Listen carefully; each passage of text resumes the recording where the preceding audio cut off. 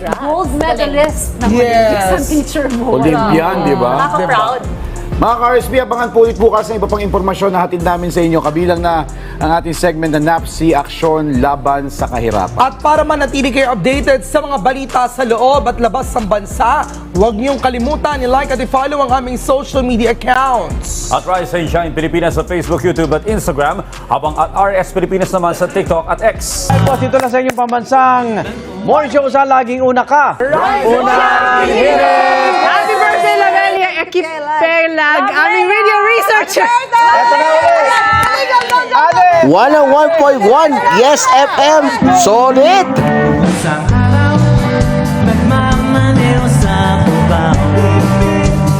Bip, bip, bip, bip. Nakita, babaeng saksakan ng ganda.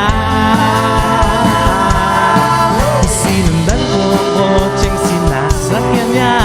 Hindi ko nakitang may dumarating pala. Hindi ko naiwasan, kami biglang nagkabanggaan.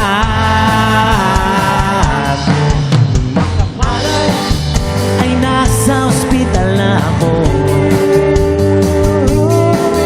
Nasikaso ng doktor, napili ng airmats ko. Doktor, napili na airmats ko. Kaka-cellphone mo yan. Yan, yan! Kaka-cellphone. Kaka-cellphone. Kaka-cellphone mo yan. Yan, yan! Yes, friend, yes, friend. Di pa pala ako nagtutoothbrush. Kaka-cellphone mo yan. Yan, yan! Kaka-cellphone. Kaka-cellphone. Kaka-cellphone mo yan. Yan, yan! Yes, FM. Alam niyo ba kung bakit espesyal tayo mga Pilipino? Dahil may mga katangian tayong kakaiba at tunay na kahanga-hanga. Gaya na lang ni Miguel, na likas na matulungin. Guys, help natin si Manong, oh. O kaya ni Adrian, na may respeto at paggalang.